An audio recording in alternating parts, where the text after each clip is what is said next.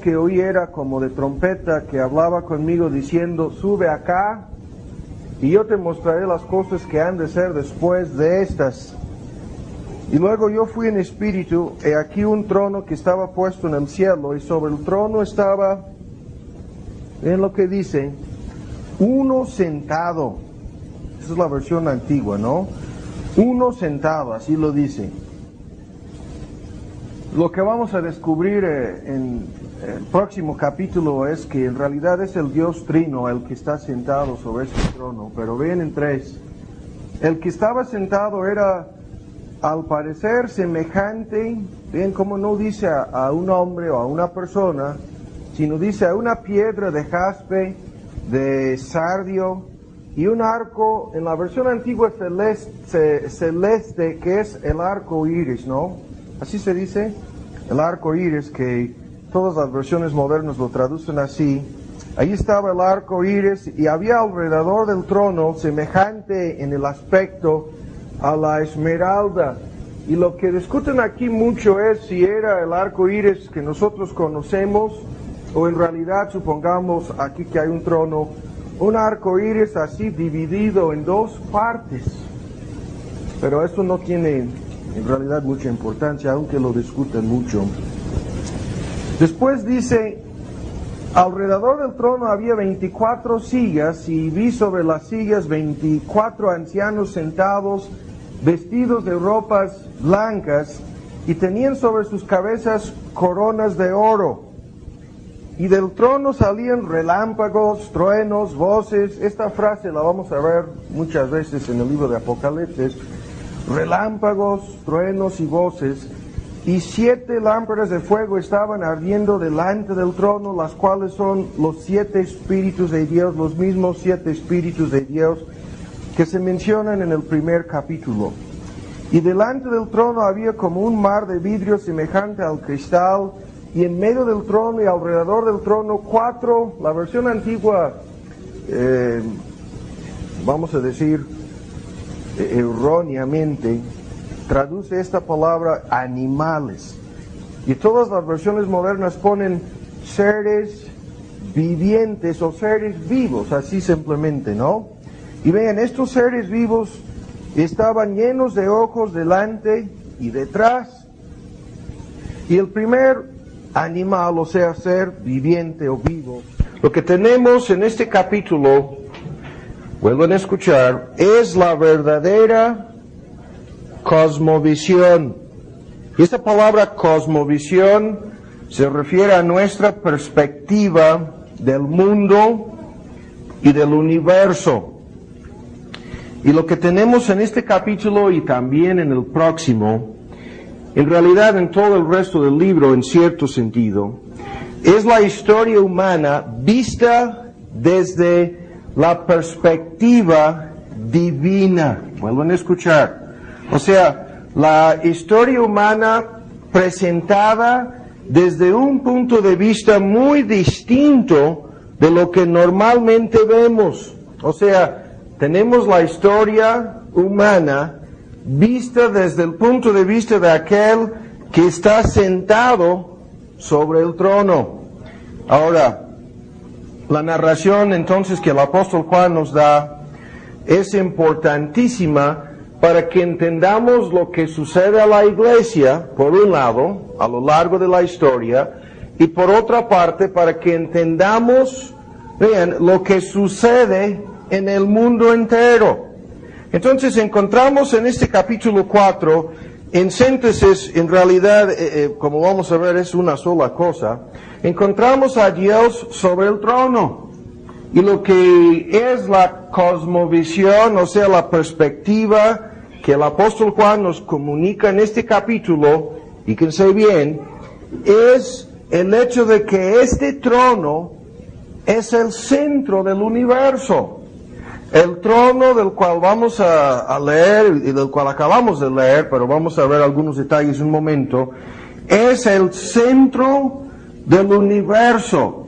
No solamente, como vamos a ver, el centro del cielo mismo, sino el centro del universo mismo.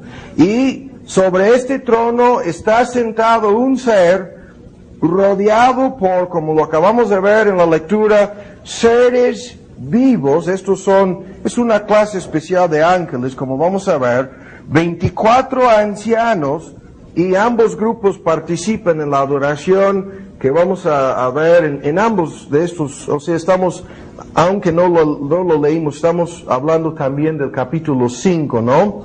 Y el propósito principal de todo lo que vamos a ver aquí es muy sencillo. Es el de mostrar que Dios es aquel que está controlando la historia humana, vean, la historia de su iglesia, y aún más la historia del universo. Y el Apocalipsis, en este sentido, lo que vamos a ver introducido el día de hoy, nos permite mirar en el cielo y mirar en realidad más allá de esta dimensión terrenal y física, hasta aquel mundo invisible, hasta el reino celestial, hasta aquel lugar en donde está simbólicamente ubicado el trono de Dios, y nos contesta una larga serie de preguntas que los seres humanos siempre han hecho. En síntesis, esta serie de preguntas, como vamos a ver, tiene que ver con la pregunta: ¿en dónde está Dios? O sea, ¿dónde está Dios en medio de todo esto? ¿En dónde está Dios en medio de la serie trágica y triste de persecuciones y otras cosas, en realidad las más tristes posibles, que vamos a ver en los próximos capítulos de este libro? ¿En dónde se encuentra Dios en medio de estas cosas tan difíciles, por una parte?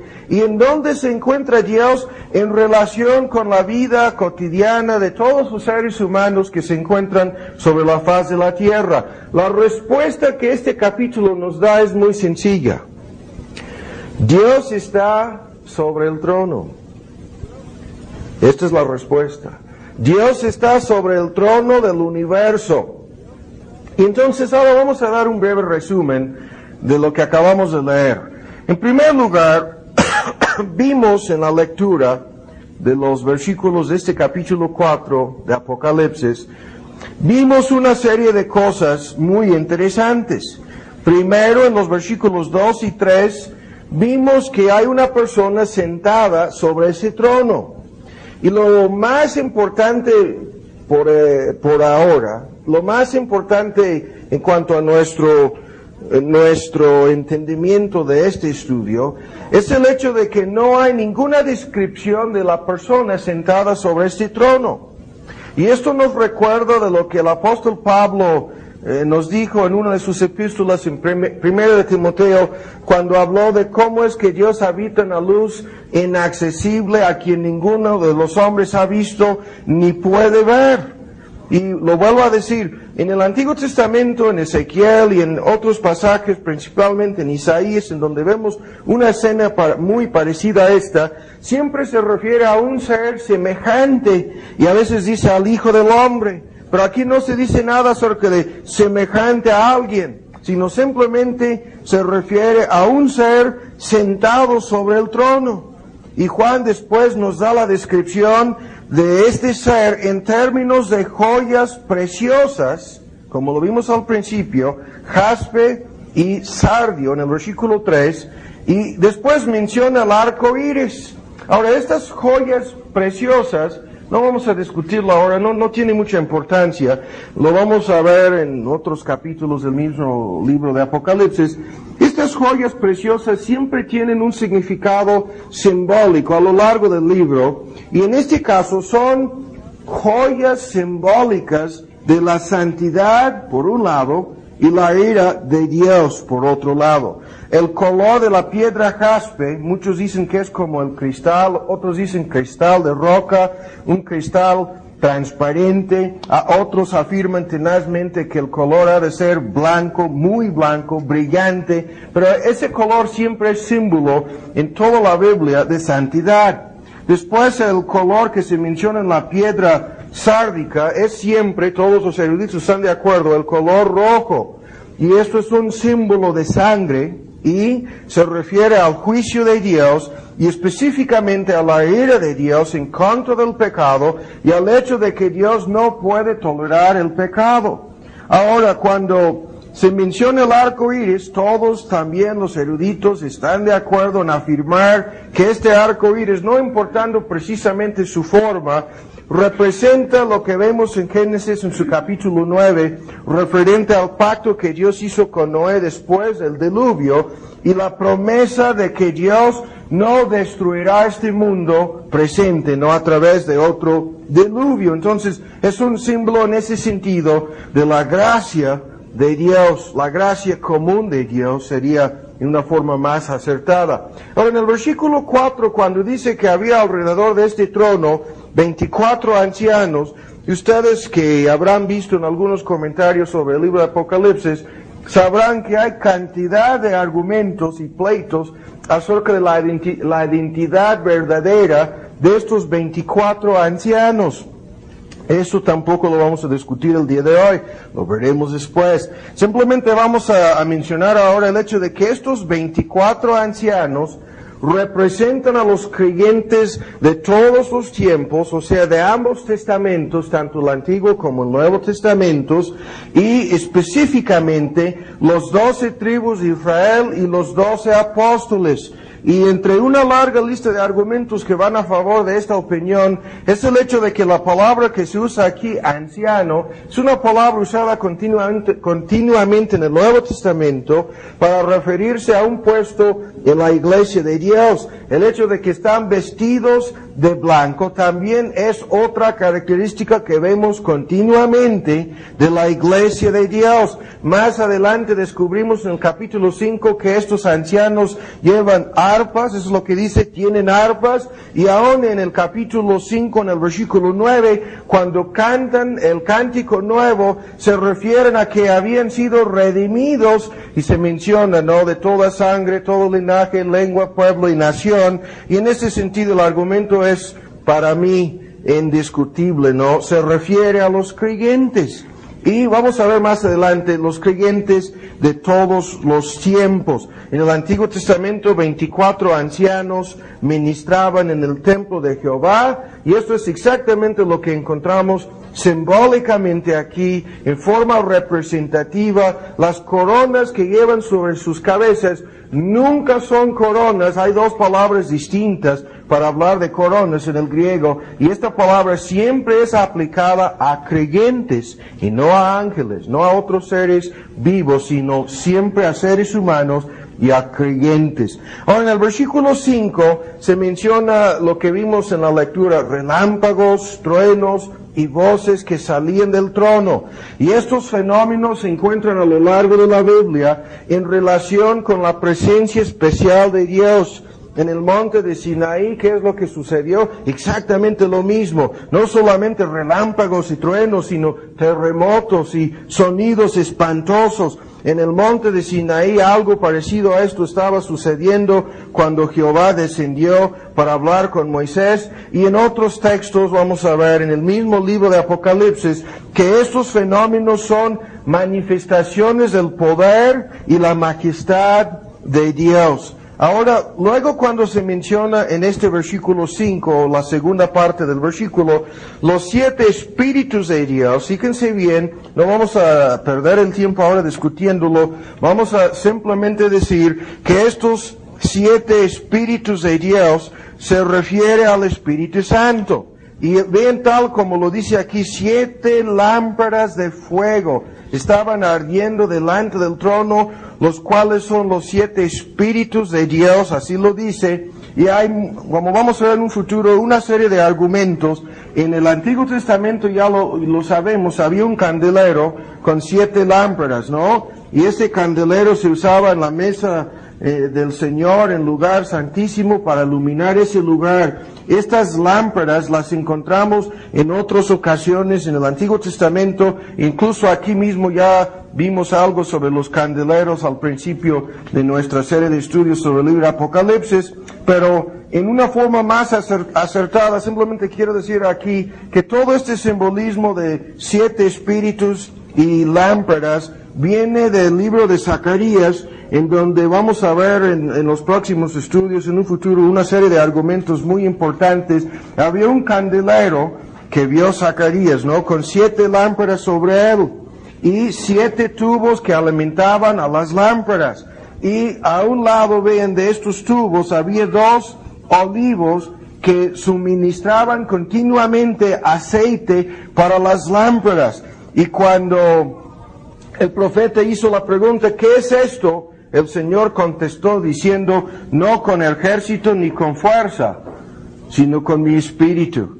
Y luego dice que las 7 lámparas son los ojos de Jehová que recorren toda la tierra, y los 7 espíritus también se mencionan, lo vuelvo a decir, en otros lugares, el número 7 siendo simbólico, símbolo tanto de omnisciencia, con los 7 ojos, como de plenitud y la obra del Espíritu Santo. Todo esto lo vamos a ver en otra ocasión, simplemente aquí lo vamos a dejar así. Ahora, en el versículo 6, vean, cuando dice que había un mar de vidrio delante del trono, semejante al cristal. Aquí también se meten los eruditos en cantidad de argumentos acerca de la naturaleza de este mar de vidrio, porque aparece más adelante en el mismo Apocalipsis como un mar de vidrio mezclado con fuego. Pero a estas alturas solamente vamos a decir un solo punto. Ese mar de vidrio simbólicamente separa a Dios del resto de la creación. Es equivalente en un sentido a lo que vemos en el templo, anteriormente en el tabernáculo, la fuente de bronce para lavar las manos y los pies, y la idea en este sentido, todos los eruditos concuerdan, la idea básica es que Dios es santo y puro, y en este sentido completamente apartado. Hay un mar, algunos alegan muchísimo, completamente tranquilo frente al trono de Dios, en contraste con los mares tempestuosos en este mundo, ¿no? Esa es la idea. Ahora, en este mismo versículo 7, encontramos la introducción de estos 4 seres vivos, o animales, ¿no? Como ya lo hemos comentado, serafines, dice Isaías en su capítulo 6, y hay una forma muy fácil, no vamos a hacerlo ahora, para solucionar lo que parecen ser algunas pequeñas diferencias en cuanto a la descripción de estos seres. Pero serafines se refiere a una orden muy alta de ángeles que están delante del trono de Dios, incluso muy cerca a su trono, y están siempre reconociendo la santidad divina. Ustedes que han leído en Isaías 6, recuerdan bien qué es lo que estaban diciendo, igual a esto, santo, santo, santo, 3 veces santo. Ezequiel habló más de una sola vez, dando una descripción más exacta de estos seres vivos, y lo mencioné hace algunos estudios. En un futuro vamos a analizar algunas cosas espectaculares acerca de estos seres vivos. Ahora no lo vamos a hacer. Ahora lo que vamos a comentar aquí es un solo punto.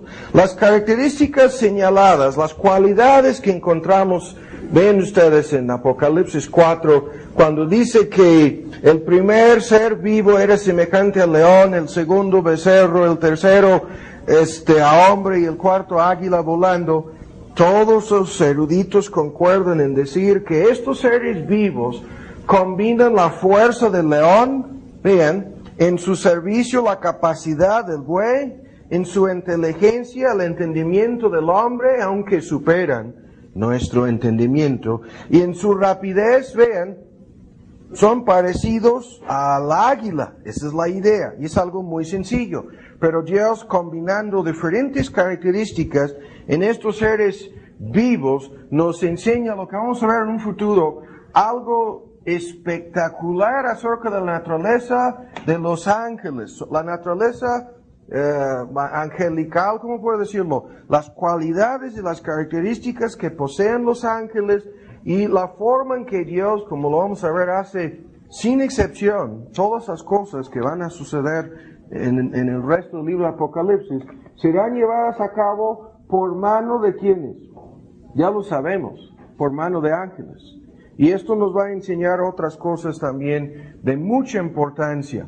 Entonces ahora, cuando llegamos al versículo 8, todo el asunto cambia porque nos da una descripción de la reacción de los seres vivos, la reacción de los 24 ancianos, y como vamos a ver en los próximos capítulos, esta es la reacción del universo entero. No solamente la reacción de estas criaturas. ¿Qué es lo que están haciendo estas criaturas? Los seres vivientes y los 24 ancianos que se encuentran alrededor del trono, o en el caso de los seres vivientes muy cerca del trono, ¿qué es lo que están haciendo? Están adorando a Dios. Y le adoran como el soberano supremo, le adoran como aquel que hizo el mundo y todas las demás cosas, y le adoran como aquel que tiene un control absoluto sobre cada detalle en este mundo. O sea, le adoran en base a su poder, su omnipotencia y su soberanía. Y lo que vamos a ver en un futuro es algo muy curioso y muy importante acerca de esta adoración. Ahora simplemente lo estamos introduciendo. Entonces, después de haber resumido el contenido de este capítulo, y esto es todo lo que vamos a decir acerca de los detalles, ahora vamos a tratar de analizar el significado de esto. Y esto es nuestro propósito en esta serie de estudios, el de entender el propósito del libro de Apocalipsis. Y desde esta perspectiva, hay un solo punto importante en que vamos a enfocar nuestra atención. Este es el primer punto. Vean, el enfoque central del cielo y del universo entero es el trono de Dios. Esto es indiscutible. Todas las cosas en este capítulo son descritas y explicadas desde la perspectiva del trono de Dios. Son no solamente descritas, sino ubicadas en su relación con el trono de Dios. Y algunos, creo que el hermano Hendrickson tiene, en su comentario sobre Apocalipsis, tiene una serie de 6 círculos en donde tiene la descripción en una forma visual para que podamos ver la cercanía de cada cosa en relación con el trono. Pero esto, lo vuelvo a decir, es simplemente para enseñar lo que estamos diciendo. Todas las cosas son entendidas, explicadas y aún ubicadas en este capítulo 4 en relación con el trono. Y la palabra trono la vamos a ver aquí 17 veces en el capítulo 4 y 5. 17 veces ocurre esta palabra trono. Y la pregunta que vamos a hacer repetidas veces el día de hoy es la siguiente. ¿Cuál papel tiene este trono en nuestras vidas? ¿Cuál lugar tiene este trono en su vida, en la vida de usted? ¿Cuál es el impacto de este trono sobre nosotros? Vamos a analizar el impacto que tiene sobre estas criaturas para ver si este es el impacto que tiene y que ha tenido este mismo trono sobre nosotros. Entonces, el primer punto, el enfoque central de todo lo que acontezca en este universo, el trono de Dios. El segundo punto, y esto es un punto crucial, fíjense bien. Lo que tenemos que enfrentar en cualquier análisis de este asunto es lo siguiente. En nuestro mundo moderno, y no vamos a hablar tanto en este estudio del mundo religioso, esto lo veremos llegando a otras partes del libro de Apocalipsis, en donde tenemos una idea muy amplia de varios aspectos del mundo religioso, la perspectiva divina de ese mundo dentro de las filas del cristianismo y fuera. Pero lo que tenemos en este capítulo y lo que vamos a enfocar por un momento es lo siguiente. El hecho de que nuestro mundo moderno niega la verdad acerca de este trono. Y esta negación de la verdad acerca del trono de Dios en síntesis vamos a decir que el ateísmo, por un lado, y el humanismo, por otro, se han puesto de acuerdo para negar la verdad acerca de este trono, puesto que el ateísmo dice que este trono ni siquiera existe, que eso es un mito. Vamos a verlo más adelante, ¿no? La cuestión de si esto es un mito o no. Y por otro lado, el humanismo dice, pudiera existir un centro del universo, sí, digamos en sentido simbólico, hasta un trono. Pero el humanismo afirma que el hombre está sentado sobre ese trono y que todas las cosas se relacionan en este universo al hombre, que es el hombre a fin de cuentas quien es el centro del universo. O sea, el humanismo estaría dispuesto a reconocer en un momento dado, sí, la necesidad filosófica o quizás aún científica, ¿no? De un ser omnipotente, de un ser todopoderoso, digamos, pero lo que quieren decirnos a fin de cuentas es que el hombre es el que ha de sentarse sobre ese trono, no Dios, sino el hombre.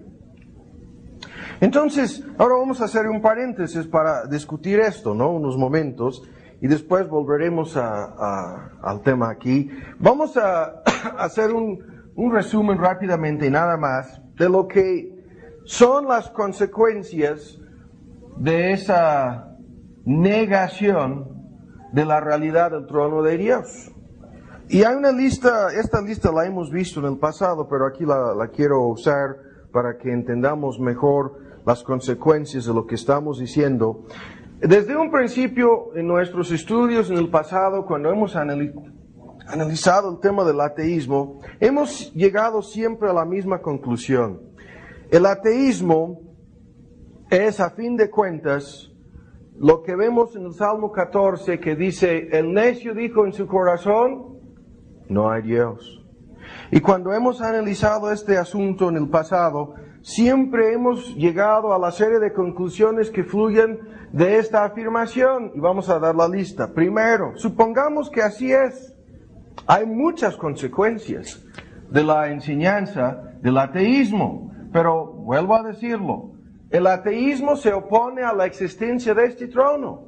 Dice que no existe. Bueno, supongamos que los ateos que tengan razón, ¿no? Que tienen razón. Supongamos que sí. Entonces, esto significa que no existe un creador. Un creador, y hay que entenderlo bien, le están alabando tanto los seres vivos como los 24 ancianos en este capítulo 4, en base a que Él es el creador. Esa es la base de este capítulo. Todas las cosas fueron hechas por tu voluntad. O sea, tienen ser, fueron creadas por tu voluntad. Pero el ateísmo dice que no existe un creador, que no existe una primera causa, no existe un dueño, ningún soberano del universo, todo lo que existe llegó a existir, vino a existir por sí solo, y a pesar de que esta afirmación o esta consecuencia del ateísmo termina negando todas las mismas leyes del universo, aún así los ateos están convencidos de que no existe un trono. Segundo, si no existe un trono, pueden acabar de inmediato, todos los ateos pueden acabar de inmediato con las leyes que supuestamente fluyan de este trono. O sea, puesto que no existe Dios, tampoco existen las leyes morales que Dios ha establecido, y desde esta perspectiva no existe ninguna ley moral. Y esto es algo tan curioso. ¿Por qué? Porque los mismos ateos reconocen que existen leyes físicas que gobiernan la estructura y el funcionamiento y todos los procesos, entre comillas, naturales que operan en el universo, dentro de la esfera del tiempo y el espacio y la materia. Reconocen la existencia de leyes predeterminadas, bien establecidas, hasta los mismos científicos ateos, lo hemos comentado en los estudios en un pasado sobre la evolución, reconocen la tremenda cantidad de información preescrita en un idioma muy complejo, súper complicado. Incluso el código del ADN de los seres humanos es tan complicado que llevan, ¿cuántos? 15 años usando supercomputadoras y tratando de descubrir todos los códigos y todas las fórmulas, entendiendo ya la base del lenguaje en que todo esto fue previamente escrito. Pero nos quieren decir que no existe un trono, que no existe un creador, que no existen leyes, por lo menos morales. O sea que la ley de Dios, los 10 mandamientos que prohíben el homicidio, el adulterio, el robo, las mentiras, la codicia, la idolatría, que estas prohibiciones y estas leyes son completamente inválidas porque Dios no existe. Y la tercera consecuencia, y esto es en realidad lo que quieren lograr, es que como Dios no existe y tampoco existen sus leyes morales, entonces no hay pecado. El pecado no existe. Y en este sentido, cada quien puede hacer lo que mejor le parezca. ¿Por qué? Porque el bien y el mal son cosas relativas y a fin de cuentas son lo que tú quieres que sean. El pecado, tal como el trono de Dios lo define, no existe. Y la próxima consecuencia, y esto es lo que les interesa aún más a estos ateos, entonces no habrá ningún juicio. No, ¿cómo va a haber un juicio si no hay un Dios para juzgar? No hay necesidad de temer el juicio de Dios. El infierno es un mito. Dios no pagará a nadie conforme a sus obras. Ya, aleluya, canta en gloria, porque no habrá juicio, porque no hay un trono. No hay nadie sentado sobre ese trono, quien en un momento dado pudiera juzgarnos. Y la quinta consecuencia, vean, si van a ser consistentes con la negación de las leyes morales de Dios, y tendrían que negar también las mismas leyes físicas, ¿no? Y las supuestas científicas, ¿no? Eso es lo que nos quieren decir, como si tuvieran una existencia distinta de un dador de dicha ley, ¿no? Pero puesto que no exista Dios o no existen las leyes de Dios, entonces todo, vean, todo está en este sentido un caos. El mundo, el universo, nuestras vidas, nada está en las manos de Dios. La providencia divina es un mito. Dios no existe. Estamos en las manos de la ciega, de la suerte ciega, lo que dicen, ¿no? La casualidad. Y todo esto resulta en ¿qué? Un caos.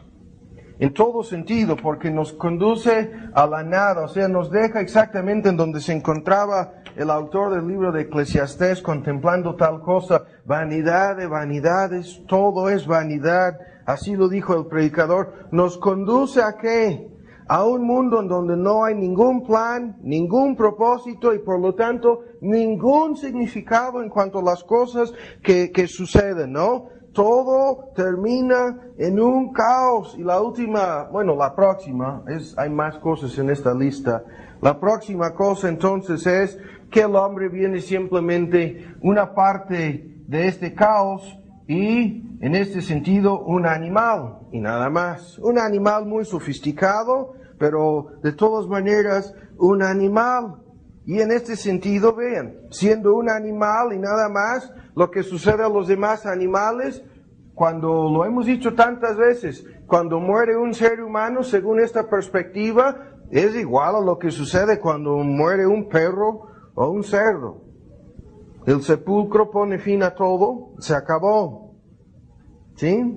La vida eterna es una gran mentira porque no hay un Dios para proporcionar dicha vida eterna, no existe un trono, nadie está controlando lo que sucede, nosotros somos, vean, en el mejor de los casos, animales muy sofisticados. ¿Cómo es lo que lo estaba diciendo hace años en un estudio?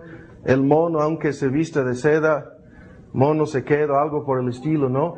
Esa es la idea, un mono muy sofisticado y nada más.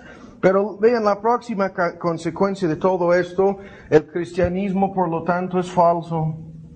Todas las demás religiones también, pero específicamente las enseñanzas bíblicas son falsas, ¿no? Y todo esto nos conduce a lo que los humanistas quieren. Vean cómo se relacionan estas dos cosas. Nos conduce a decir que, bueno, entonces al fin y al cabo, Dios es un mito, no existe, los hombres lo inventaron, ¿no? Pero en realidad, ¿quién es el Dios de este mundo? ¿Quién es el que está sentado sobre el trono? ¿Quién es la criatura más alta que se encuentra en el universo? Ha de ser el hombre. Y esta es la última consecuencia. El hombre entonces se convierte en su propio Dios, dueño de sí mismo, capitán de su destino. Y esto quiere decir que el hombre es supremo. Y eso es exactamente lo que el humanismo enseña. Que el que está sentado sobre el trono del universo no es Dios, sino más bien es el hombre. Tú puedes ser tu propio Dios y tú puedes vivir como tú quieras y no te va a suceder nada. Y esto es, a fin de cuentas, cómo el ateísmo termina combinándose con el humanismo para cantar victoria, ¿no? En su guerra en contra de Dios. Pero ahora vamos a ir más lejos y de esto vamos a dar aquí una lista de otros puntos rápidamente. Y entre paréntesis debemos entender lo que estamos viendo aquí. Esto nos conduce a analizar lo siguiente. Detrás de lo que pudiera ser en un momento dado algo filosófico, el humanismo, y detrás de lo que pudiera ser en un momento dado algo intelectual, el ateísmo, lo que encontramos en realidad apoyando estas dos cosas es lo que siempre llamamos el ateísmo práctico. El ateísmo práctico. Y ahora vamos a analizar unos momentos, algunos detalles. Creo que tengo aquí 4 puntos que vamos a resumir. El ateísmo práctico, vean los puntos. Primero, el ateísmo práctico es el rechazo de Dios como Dios. El ateísmo práctico quiere acabar con Dios. Esa es la idea. O sea, niega toda la verdad acerca de Dios, especialmente la idea de que Dios pudiera estar sentado sobre el trono. Niega todos sus atributos de Dios. O sea, niega todo lo que la Biblia enseña acerca de Dios, su gloria, su carácter, su autoridad, su soberanía, su sabiduría, vean, sus leyes especialmente, su santidad. Y cuando yo digo que se opone a Dios como Dios, vean, la única forma en que el ateísmo práctico estaría dispuesto a reconocer la existencia de Dios sería en la siguiente forma.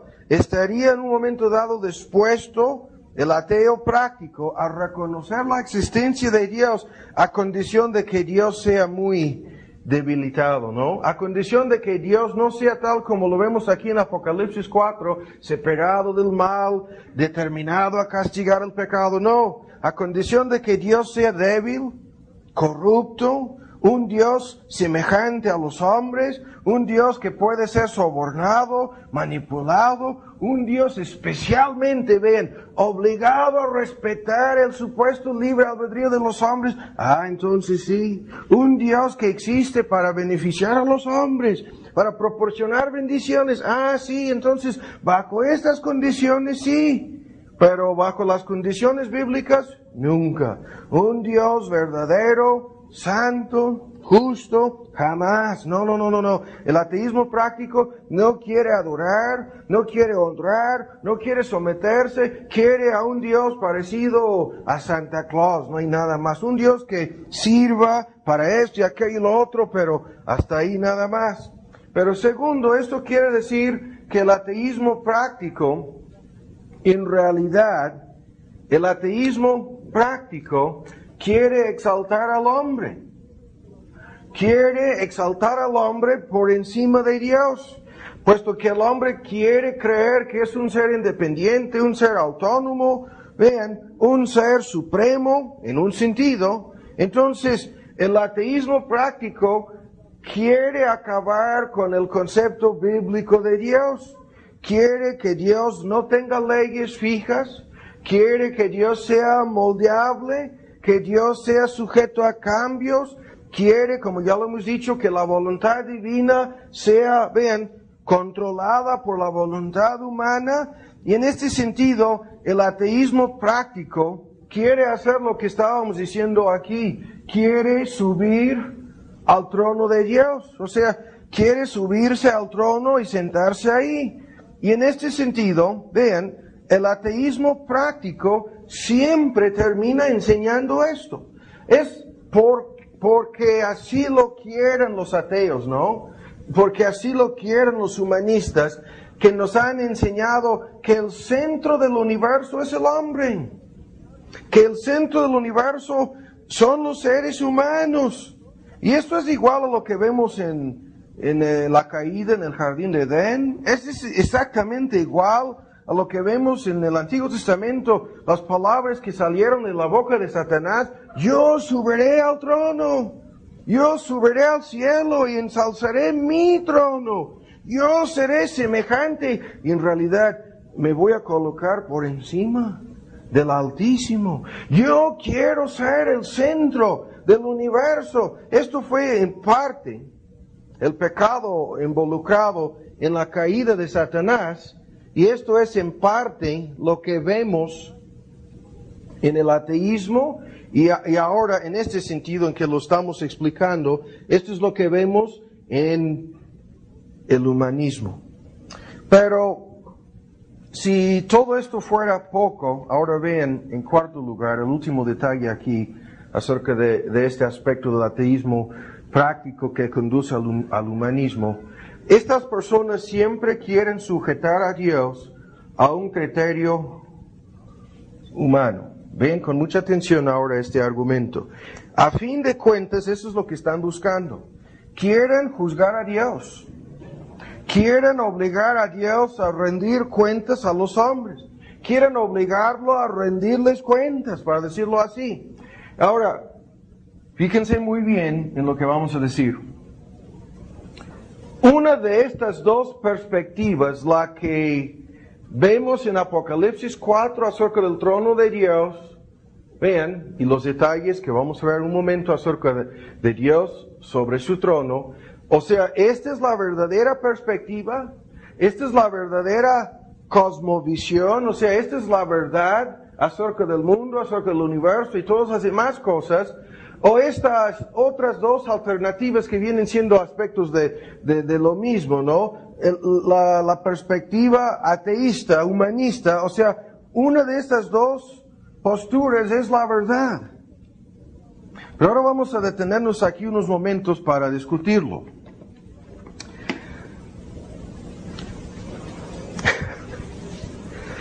El trono de Dios no es un mito, sino es la realidad más importante que existe. Este trono del cual leemos en Apocalipsis 4 significa que Dios es Dios. Significa que Dios tiene el derecho de gobernar. Significa que Dios tiene el derecho de juzgar. Significa que Dios tiene el derecho de llevar a cabo sus propósitos. Y este trono es el gran símbolo de esta verdad, del poder absoluto de Dios, de su derecho absoluto de hacer con lo suyo como Él quiere. Pero ahora vamos a detenernos unos momentos para hablar de esto. Cuando afirmamos que una de estas dos posturas es la verdad, ahora vamos a ver lo que sucede analizando un momento y nada más el hecho de que Dios está sentado sobre este trono. Esto significa que Dios no es responsable ante nadie. Esto significa que Dios no es responsable por sus pensamientos, por sus hechos, puesto que si Él está sentado sobre el trono, si no es Satanás, ni mucho menos ningún ser humano, el que se haya sentado ahí, si es Dios el que está sentado sobre el trono, entonces No hay nadie a quien Dios en un momento dado tuviera que rendir cuentas. No existe un ser superior a Él. Y cuando uno analiza toda la doctrina bíblica de la responsabilidad de las criaturas, toda la doctrina de la responsabilidad humana y la de las demás criaturas que habitan este universo, o sea, los seres, los ángeles buenos y malos, toda esta verdad está basada en un solo punto. El hecho de que hay un ser superior, hay un juez superior. Este juez es Dios. Él está sentado sobre el trono. Y en contraste con lo que muchas personas piensan, ahora voy a dar una serie de argumentos aquí que vamos a ver en otro estudio, aquí mismo en Apocalipsis. En contraste con lo que muchas personas piensan, ven ahora, este Dios no está obligado a guardar los 10 mandamientos, no está obligado a guardar, vamos a decir, las reglas y las normas que en un momento dado los seres humanos pudieran tratar de imponer sobre Él. Dios no está, vamos a detenernos con este punto. Dios, ve en este ejemplo. Dios nos ha dado a nosotros una lista de mandamientos y en forma resumida estamos hablando de los preceptos morales que gobiernan la conducta humana, o sea, los 10 mandamientos. Pero hay que fijarse bien. Estos mandamientos son los preceptos divinos que gobiernan la conducta de los hombres. No son los preceptos que gobiernan a Dios. Ven lo que vamos a decir. Vamos a dar los ejemplos. Dios no puede adorar a ningún Dios ajeno.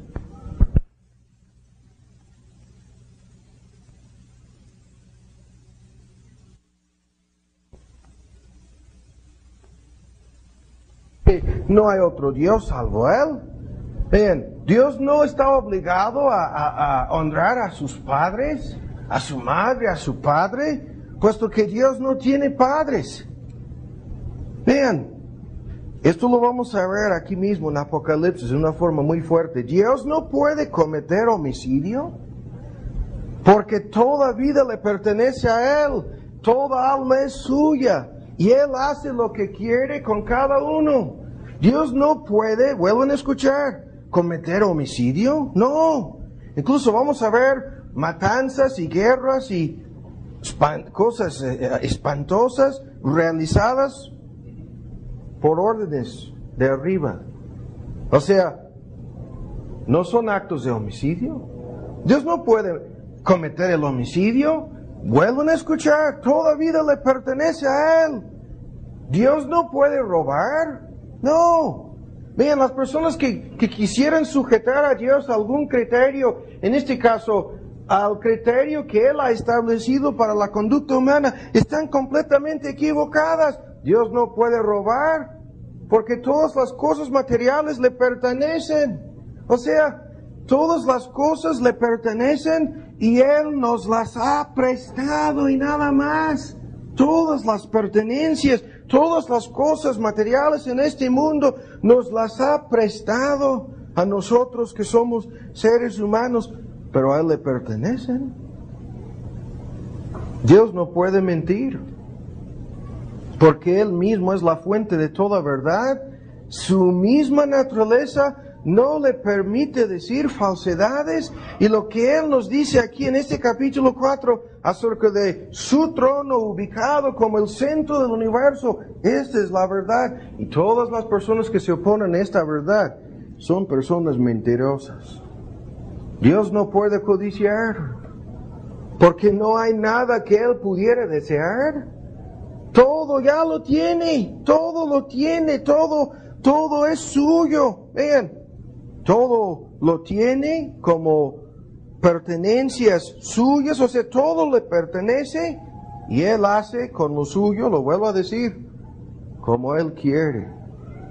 Y esto quiere decir que lo que estamos diciendo, el que está sentado sobre este trono es verdaderamente Dios.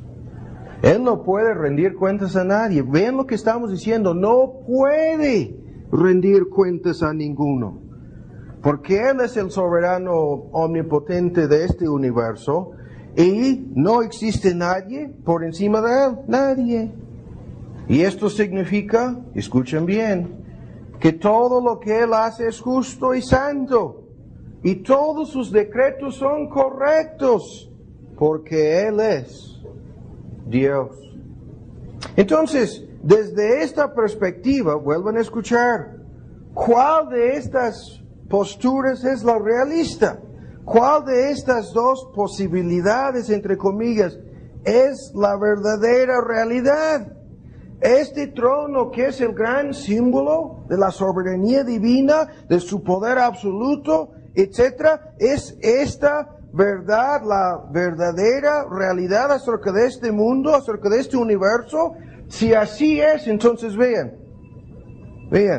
este trono se convierte en la base de las leyes, la base del juicio, la base de la providencia, la base de la verdad y la base de la responsabilidad que tienen todas las criaturas que habitan el universo. Pero si este trono no existe, todo el asunto cambia en forma dramática. Y ahora voy a dar una versión. Algunos que asistieron al Instituto Teológico escucharon una versión de un poema que di al hermano Omar para que hiciera la traducción. Y aquí tenemos un poema. Es raro citar algo así en el transcurso de un sermón, pero este poema es muy apropiado desde la perspectiva que estamos comentando aquí sobre el trono de Dios, porque el título es Dios siempre estará sobre el trono. Y así simplemente voy a leer lo que dice. Dios siempre estará sobre el trono. Los hombres incrédulos no pueden atacar su templo, ni dinamitar su trono. No, ellos no pueden bombardear su ciudad, ni robarle nada de su propiedad. Eso es lo que estábamos diciendo hace un momento. ¿Cómo le van a robar algo de su propiedad? Ellos no lo pueden tomar cautivo, ni golpearlo para debilitarlo y cegarlo, ni hacerle pasar hambres para que se dé por vencido. No pueden hacerle cambiar de opinión. Ellos no pueden causarle pánico. No pueden cortarle sus suministros. No. Ellos no pueden arrebatarle su reino, ni hacerle daño con sus mentiras. Y aunque todo el mundo lo niegue, su verdad permanece igual. Sus leyes justas permanecen inalterables y su juicio no será impedido ni tampoco anulado. Y aunque todo el mundo se una, y aquí lo voy a decir con los ateos y los humanistas, para hacer guerra contra él, su trono permanecerá para siempre. Su justicia será victoriosa, su Hijo será exaltado y su nombre santo será glorificado. Y en estas palabras, poéticas desde una perspectiva, argumentando sobre Dios sentado en el trono, podemos entender lo siguiente. En estas palabras, nadie puede bombardear su ciudad, nadie puede tomarlo cautivo, nadie puede robarle sus pertenencias, nadie puede obligarlo a que cambie de opinión, nadie puede golpearlo o debilitarlo, nadie. Nadie puede quitar a Dios de su trono, ¿no? Desde esta perspectiva, vean, tenemos la verdad, la única verdad. Y como comenzamos al principio preguntando, ¿cuál papel desempeña este trono en el universo? ¿Cuál es el lugar que este trono tiene en la vida de ustedes, en nuestras vidas? ¿Cuál es la perspectiva correcta que todos nosotros debemos tener de este trono? Ven lo que estamos diciendo. La perspectiva correcta es esta. El único mundo real es el mundo en donde Dios está sentado sobre el trono. El único mundo real es el mundo que encontramos en la Biblia. Es el mundo que encontramos en la cosmovisión bíblica. La única cosmovisión real y verdadera es la calvinista. ¿Qué es esto? La calvinista que afirma que Dios está sobre el trono y este Dios es soberano, omnipotente, hace lo que quiere con lo suyo. Vean, La única cosmovisión bíblica es esta. Tú creaste todas las cosas. Por tu voluntad tienen ser y fueron hechas. Y vuelvo a decir que nadie debe confundirse al escuchar estas palabras a veces que usamos teológicas. Esta palabra cosmovisión, vuelvo a decir, se refiere a la perspectiva correcta de las cosas, el punto de vista que tenemos, la visión que sostenemos de las realidades trascendentales. ¿Cuáles son las realidades trascendentales? Son las que tienen realmente importancia, son las que tienen valor verdadero. Todas las demás cosmovisiones, salvo la bíblica, son falsas, son fantasías. Son falsas porque no corresponden a la verdad. Son cosmovisiones, o sea, perspectivas de la realidad que son inválidas. Todas las personas que rechazan esta cosmovisión son víctimas de un engaño. Son víctimas de una cosmovisión falsa, peligrosa y engañosa. La cosmovisión humanista que termina con Dios sujeto a un criterio humano es falsa. La cosmovisión ateísta que termina con el hombre sentado sobre el trono es una cosmovisión falsa. Es un mito, no es real. El hombre no es dueño de sí mismo. El hombre no se hizo a sí mismo. El hombre, lo estábamos diciendo hace un momento, los mismos, según científicos ateos, hay miles que son creyentes, pero vean, afirman que hay un código genético que controla cada aspecto de la apariencia, el crecimiento, el funcionamiento, y algunos dicen hasta la hora de la muerte física, salvo en un accidente. La hora de la muerte física de este cuerpo es algo preprogramado por el ADN en un código tan complicado que han llevado ya 15 o más años analizando y estudiándolo, y apenas van a la mitad, dicen, tratando de entender cómo funciona. El hombre no se hizo a sí mismo. El hombre no puede fabricar su propia realidad.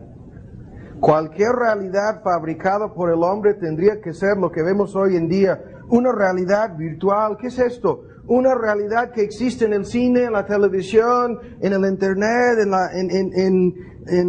pongamos los ejemplos, ¿no? Una realidad que existe en las caricaturas.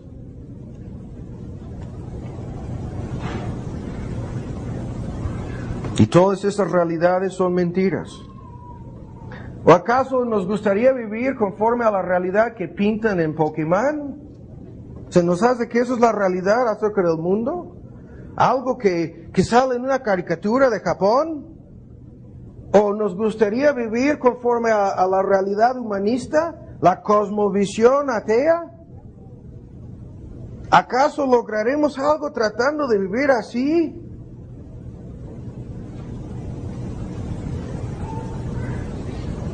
¿Qué es lo que estamos diciendo? Estamos diciendo que a menos que el trono de Dios gobierne y controle nuestro entendimiento de la realidad, estamos entonces viviendo en un mundo de fantasías. Solo hasta el punto en que este trono gobierne nuestra realidad, nuestra cosmovisión, nuestra perspectiva de las cosas reales, solamente hasta el punto en que esto suceda, estamos viviendo en el mundo real. En el momento en que por un instante nos olvidamos de este trono o tratamos de actuar como no existiera, en el momento en que hagamos algo así, ya hemos dejado de vivir en el mundo real. En la medida en que la realidad de este trono tenga su debido impacto sobre nosotros, en esa medida podemos decir que realmente vemos y realmente entendemos las cosas.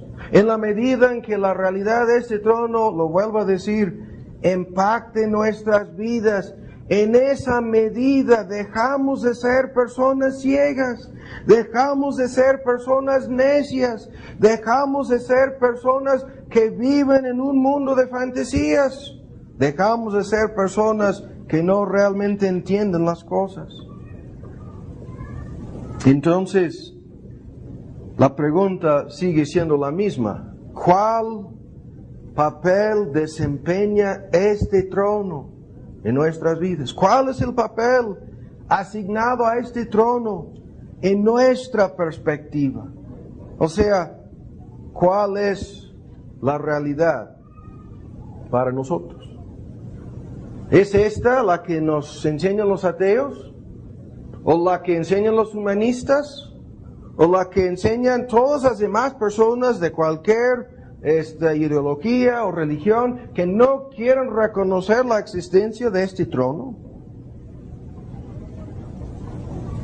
Pero para que entendamos la pregunta y contestemos correctamente acerca del papel que este trono desempeña para nosotros, vamos a fijarnos en el tiempo que nos resta en un solo punto, y con esto llegaremos a una conclusión.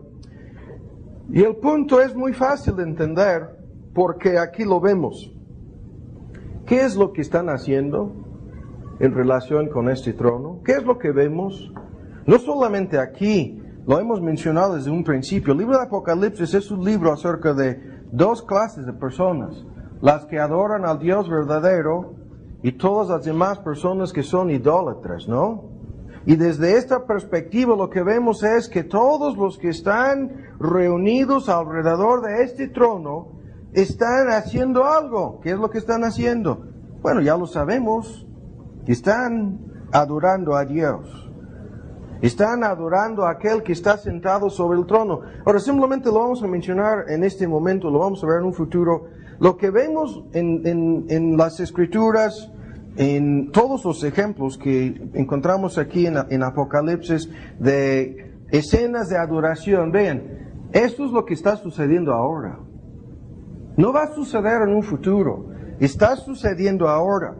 Y incluso no vamos a analizarlo ahora. Toda verdadera adoración nos eleva en un sentido espiritual hasta el trono, hasta lo que está sucediendo en el cielo, y participamos con estas personas en dicha adoración. Pero ahora vamos a detenernos aquí y con este punto vamos a conducirnos a una conclusión. Vamos a analizar un poco y nada más esta adoración. Vean con mucha atención en el contexto aquí, ¿qué es lo que están haciendo? Bueno, están adorando a Dios, pero vean los argumentos. Están adorando a aquel que está sentado sobre el trono, y vean lo que dice. Vamos a dar lectura primero a estos versículos, ¿no? Cuando dice en el versículo 8, la segunda parte, no tenían reposo día ni noche, diciendo santo, santo, santo el Señor Dios Todopoderoso, el que era, el que es, el que ha de venir, cuando aquellos animales daban gloria, honra y alabanza al que estaba sentado en el trono, al que vive para siempre jamás. Los 24 ancianos se postraban delante de él que estaba sentado en el trono y adoraban al que vive para siempre jamás, y echaban sus coronas delante del trono diciendo, Señor, digno eres de recibir gloria, honra, virtud, etcétera, ¿no? En virtud de ser el Creador, dijeron esto. Ahora ven los puntos. Primero, estaban adorando a Dios como santo, como 3 veces santo. Y entre paréntesis lo mencionamos al principio. Esto quiere decir que estaban adorando al Dios Trino. Esto lo veremos y lo vamos a comprobar más allá de cualquier duda en el próximo estudio. Estaban adorando al Dios Trino. Segundo, estaban adorando, aquí vamos a poner los puntos, al Dios Trino y Santo, ¿no? Estaban adorando, vean, al Dios Todopoderoso. Y esta palabra griega es tremenda, significa, vean, una traducción literal de la palabra traducida en el versículo 8, Todopoderoso. Esta palabra significa aquel que tiene su mano sobre todas las cosas.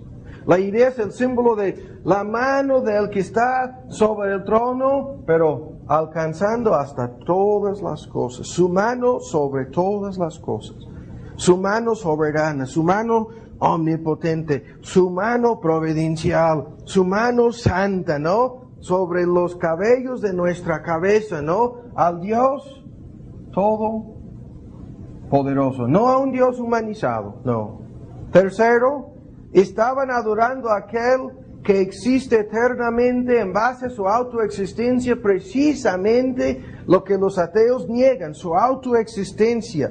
Y los tres tiempos del verbo, esto lo vimos hace tiempo en la serie de estudios sobre los nombres de Dios, que era, que es, que ha de ser. O sea, los tres tiempos del verbo ser, la forma, posiblemente la mejor forma de traducir el nombre Jehová, lo vimos hace tiempo en la serie de estudios sobre los nombres de Dios, el nombre que significa existencia, autoexistencia, existencia eterna. Se refiere a aquel que no tiene principio ni fin, se refiere a aquel que tiene una existencia perpetua, absoluta, continua, se refiere a aquel que no debe su origen a ninguna cosa creada, aquel que no es creado, no derribado, no causado por ninguna otra fuerza. Vean, se refiere a aquel que en virtud de lo que Él es, vean, es el creador de todas las demás cosas. Y todas las demás cosas, incluyendo los seres vivos y inteligentes en este universo, deben su existencia al 100% a su voluntad. Y después vemos que estaban adorando a aquel que en sus propias palabras es digno de ser adorado, digno de recibir. Y estas palabras las vamos a ver, tremendas listas de palabras en todas las escenas de adoración en el libro de Apocalipsis. Una serie después vamos a analizar las palabras griegas. Es una tremenda lista de palabras. Aquí dice gloria, doxa, ¿no? Honra, time, las palabras griegas, alabanza, eulogía, la palabra griega, poder, la palabra traducida aquí como virtud en nuestras versiones antiguas, dunamis, ¿no? La palabra griega que se refiere a la gran, vean, omnipotencia divina que funciona como dinamita, su poder de dominio.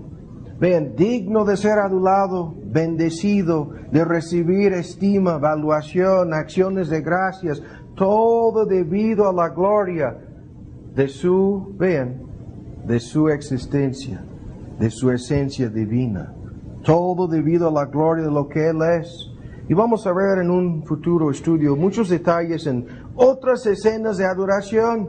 Pero aún más, vean, están adorando a aquel, vean, con mucha atención ahora, están adorando a Dios porque entiendan que para esto fueron hechos, que para esto fueron creados, que esto es el fin y el propósito de su existencia en el cielo. Reconocen, vean, que esto es el propósito de su existencia. No tenían reposo día ni noche. Vean, el humanista, el ateo, el humanista, escucha algo así, ¿cómo se escandaliza? ¿Cómo se ofende?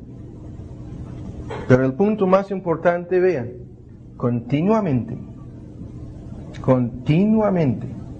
estaban ocupados en esa adoración. Entre otras cosas, estaban ocupados en esta adoración. Y esto es algo que vamos a ver en diferentes sentidos, pero lo vamos a ver ahora en relación con este tema. Ahora vamos a conducirnos a concluir analizando una lista de principios. Y aquí estos principios no los vamos a analizar desde la perspectiva del principio regulativo de la iglesia, no lo vamos a analizar desde la perspectiva de las prácticas carismáticas hoy en día, no lo vamos a analizar desde la perspectiva de las controversias acerca de lo que es lo que debemos hacer a la hora del culto. No, vamos a analizar estos principios desde la perspectiva de lo que vemos aquí. Y esta es la perspectiva que volveremos a ver repetidas veces en todas las escenas de adoración que se encuentran en el mismo libro de Apocalipsis. Entonces ahora comenzamos con esta lista y con algunos puntos vamos a detenernos. Vean aquí, no pierdan de vista Apocalipsis 4, vean en Hebreos 4. El primer principio que debemos tomar en cuenta acerca de la adoración de Dios es lo siguiente. Solamente los creyentes verdaderos pueden adorar a Dios. Vamos a ver en un futuro que el libro de Apocalipsis se refiere a la iglesia como compuesta de todas las personas que profesan la fe cristiana en el mundo, de cualquier denominación que sean. Y después reduce ese grupo a los que son miembros de iglesias falsas. Y después vamos a ver, aunque no lo crean, más adelante en el mismo libro de Apocalipsis, cómo ese grupo es reducido más a un grupo en donde hay creyentes sinceros y hipócritas. Y después el grupo es aún más reducido para hablar exclusivamente de los creyentes verdaderos, ¿no? Y esto es el punto aquí. Solamente los creyentes verdaderos pueden adorar a Dios. Solamente aquellos que creen en este trono, solamente aquellos que reconocen la autoridad de este trono, solamente aquellos que han sido reconciliados con aquel que está sentado sobre el trono, solamente aquellos que realmente creen en aquel que está sobre el trono pueden adorar a Dios. Y aquí ven ustedes, lo vamos a comentar y nada más. Para todas estas personas, en contraste con lo que vamos a ver continuamente en los próximos capítulos en Apocalipsis, con la serie de jinetes y caballos y trompetas y toda clase de juicios, en contraste con todas las demás personas, vean, los creyentes acuden a este trono como un trono de gracia. Para todas las demás personas no hay nada en este aspecto. La gracia salvadora de Dios es, vean, lo que vemos aquí en Apocalipsis 4, lo tienen en el versículo, estoy diciendo Apocalipsis, es Hebreos 4, en donde estábamos buscando hace un momento. Hebreos 4, ¿lo tienen? Y en Hebreos 4, ven ustedes solamente el último versículo. Acerquémonos pues confiadamente al trono de la gracia, para alcanzar misericordia y hallar gracia para el oportuno socorro, ¿no? Todo el argumento en relación con este asunto es lo que estamos diciendo aquí. Solamente los creyentes pueden adorar a este Dios, porque solamente los creyentes conocen esta gracia.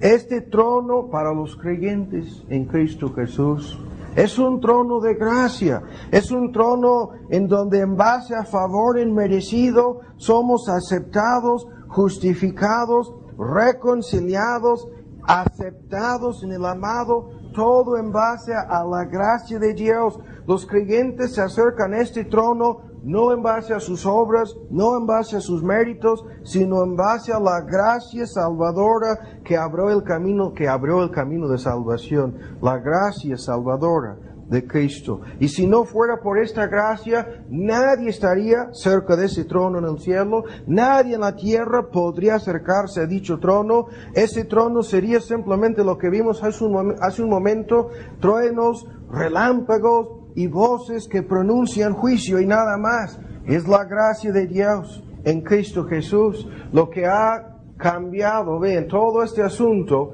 y lo que ha hecho un camino para que los creyentes, vean, que sean escogidos por gracia, redimidos por gracia, justificados por gracia, hechos santos por la misma gracia de Dios, y en virtud de esta gracia que sean las únicas personas que puedan adorar a Dios correctamente, ¿no? Las personas aceptadas por gracia. Pero ahora, en segundo lugar, volviendo a Apocalipsis 4, el segundo principio en relación con esta adoración es el hecho de que nunca debemos perder de vista. Estos principios simplemente los vamos a enumerar aquí, después los veremos en un futuro. Vean, esta adoración es una parte fundamental de nuestra relación con Dios. O sea, el hecho de ser creyentes, ¿sí?, es lo que resulta en que adoremos a Dios. Y la verdadera adoración, la que vamos a analizar aquí en otros ejemplos en el mismo libro de Apocalipsis, es un aspecto fundamental de nuestra relación con Dios. ¿Qué quiere decir esto? Quiere decir que está basada en nuestra relación con Dios. Y esto si lo analizamos desde la perspectiva de lo que significa la palabra adoración, más adelante vamos a ver otros argumentos sobre esto, pero la palabra misma se refiere a la comunión y compañerismo en un sentido íntimo con Dios. Y en este sentido estamos diciendo que nos acercamos a Dios en base, vean, a la relación que tenemos con Él. Nos acercamos a Dios no simplemente para pedir cosas, no simplemente para darle las gracias, no simplemente para mostrar gratitud y alabanza, sino para mostrar amor. O sea, debido al profundo deseo que tenemos de honrar y glorificar su nombre, debido a la relación viva que existe entre Él que está sobre el trono y aquellos que son creyentes en Cristo Jesús, nos acercamos a Él, vean, en base a esa relación.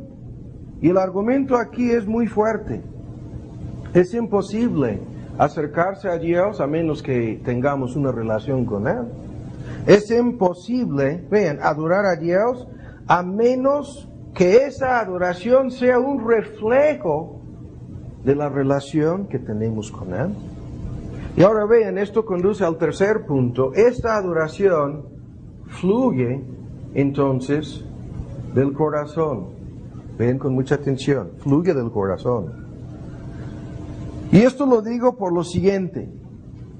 No se trata de simplemente hacer cosas externas. O sea, esta adoración fluye de deseos y anhelos bien arraigados en nuestros corazones.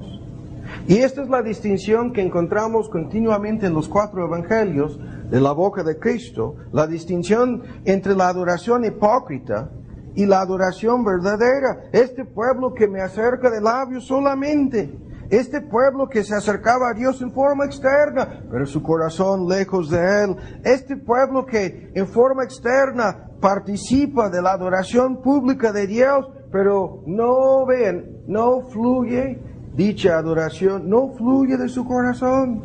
La verdadera adoración depende del estado y la condición de nuestro corazón. Y en este sentido hay que entenderlo bien.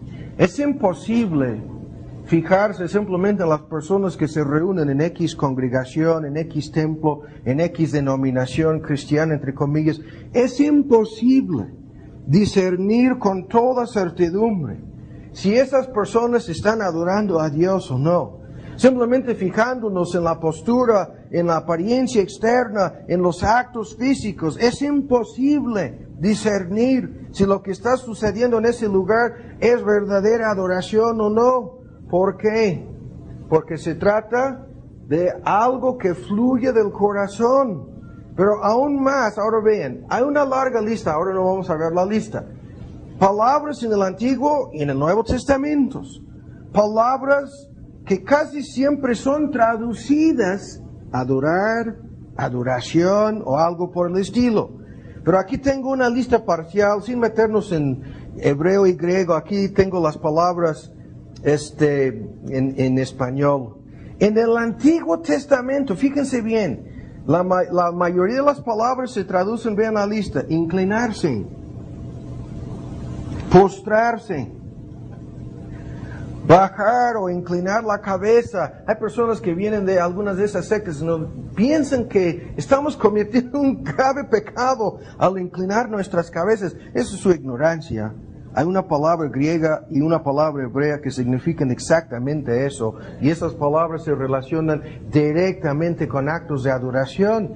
Inclinar el cuerpo, encorvarse o, vean, inclinar simplemente la cabeza. Las dos ideas. Pero ahora vean, en el Nuevo Testamento, todas estas ideas son cambiadas. Y las palabras griegas, aquí las tenemos traducidas.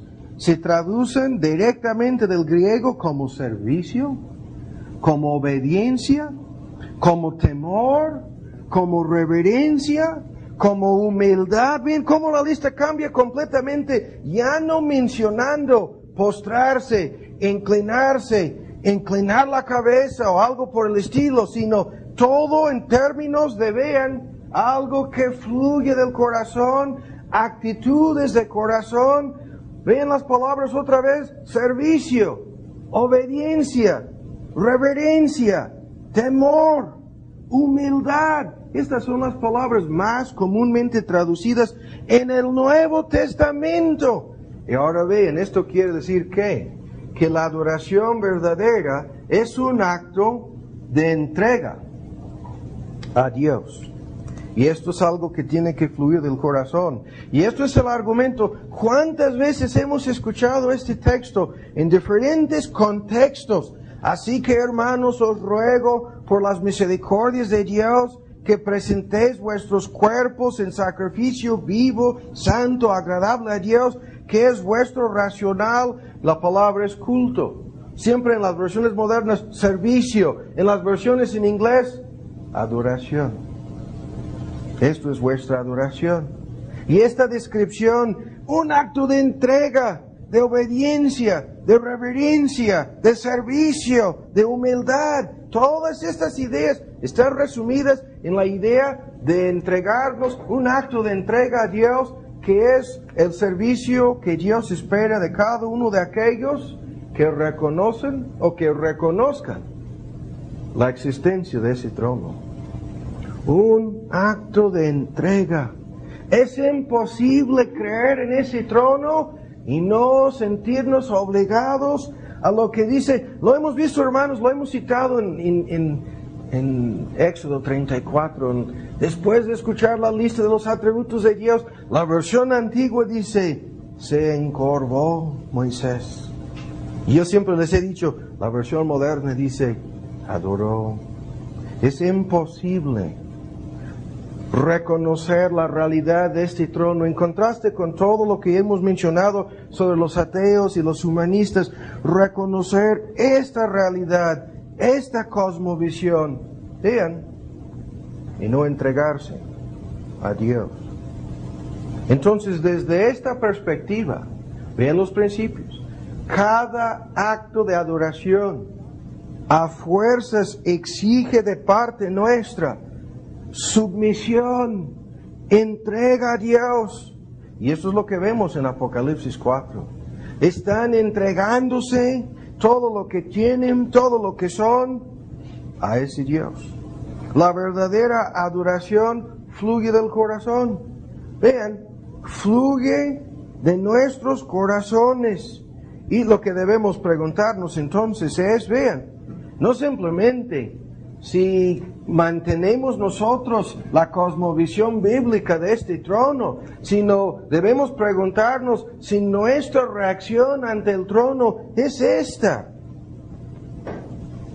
Y en este sentido, cuando decimos que es algo basado en nuestra relación con Dios, que fluye de nuestro corazón, que consiste de un acto de entrega a Él, lo que estamos diciendo es esto. Según la perspectiva de Apocalipsis 4, esto es algo que ha de ser realizado cotidianamente. O sea, debemos procurar que crezcamos en nuestra entrega a Dios, en nuestro servicio a Dios, en nuestra obediencia a Dios. No simplemente a la hora de reunirnos en forma externa, a la hora del culto, no. Dios no simplemente se fija en eso. Pero la quinta cosa, vean, cada acto de adoración verdadera depende en forma directa del poder de Dios. Del poder de Dios. No vamos a ver los textos, no es necesario. Nosotros somos los que, la circuncisión, ¿no? Espiritual, los que adoramos a Dios. En Filipenses 3, la palabra es adorar. Se traduce curiosamente como servir en casi todas las versiones en español, pero es la palabra griega en la lista que acabamos de ver, la primera palabra, servicio. Se traduce adoración. Nosotros somos los que adoramos a Dios en el Espíritu, en el poder del Espíritu. Y esto coloca todo este asunto en los mismos términos que lo hemos estado analizando, ¿no? Coloca la adoración verdadera en términos, fíjense bien, en términos de lo que Cristo dijo a aquella mujer samaritana. lo coloca la verdadera adoración en términos del poder del Espíritu y en términos de la verdad.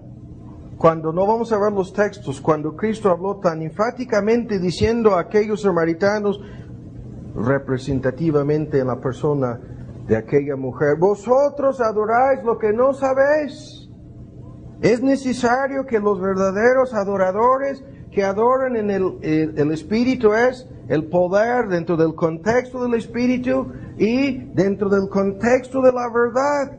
Y desde esta perspectiva, ven lo que estamos diciendo, es imposible que tengamos ese poder sin la verdad. Y esto, aunque yo dije que no íbamos a comentar sobre las controversias modernas en los templos carismáticos, en donde quieren convencernos de que su santa risa y cantidad de otras cosas que hacen es el poder de Dios. Vean, si lo están haciendo fuera del contexto de la verdad, les aseguro de que el poder de Dios está lejos de ahí.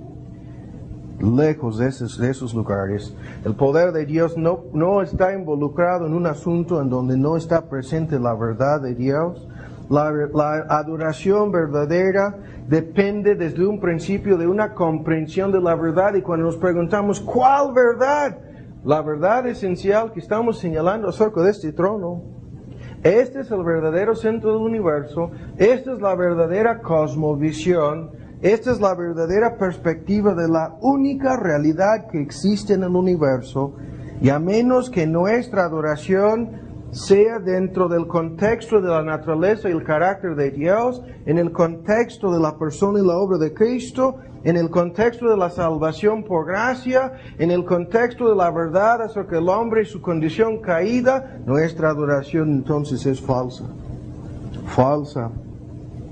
Pero aún más, vean, lo que este capítulo 4, en donde estamos enfocando el tema del trono, enseña, es que la verdadera adoración no está enfocada en el hombre. Y aquí pudiéramos tardar media hora dando ejemplos de todas aquellas personas que vienen al templo para ser vistos de los hombres, todas aquellas personas que vienen para hacer un show, todas las personas que piensan erróneamente acerca de lo que es la verdadera adoración. ¿Cuál es el argumento que ya hemos señalado? He aquí un trono. Sobre el trono, alrededor del trono salían relámpagos, truenos y voces. Delante del trono, aquel que estaba sentado sobre el trono, repetidas veces. Todo el argumento, vean, enfocado no en el hombre, sino en el Dios verdadero, omnipotente, todopoderoso, aquel cuya mano está sobre todas las cosas, tocando todas las cosas. Ni un pajarito puede caer sin la mano de Él, aquel que está sobre el trono. A menos entonces que nuestra adoración sea teocéntrica, es falsa. O sea, teocéntrica en vez de antropocéntrica, centrado en el hombre o centrado en Dios. La adoración tiene que centrarse en Dios. Ahora, no lo vamos a analizar, pero lo vimos en cuanto a aquella iglesia de la Odisea. Aquí tú dices, ¿recuerdan ustedes? Tú dices, soy rico. Tú dices, estoy enriquecido. Tú dices, no tengo necesidad de ninguna cosa. Todo enfocado en la iglesia de la Odisea, no solamente en el hombre, sino todo enfocado en puro show, puro teatro, ¿sí? Pura adoración enfocada en el hombre, no en Dios, en el hombre. Pero aún más, ahora ven con mucha atención, y aquí pudiéramos tardar también mucho tiempo, no lo vamos a hacer. Ahora quiero que me escuchen con mucha atención. Hay una controversia hoy en día acerca de cuáles han de ser los elementos de la adoración pública. Y esto lo vamos a comentar en este contexto.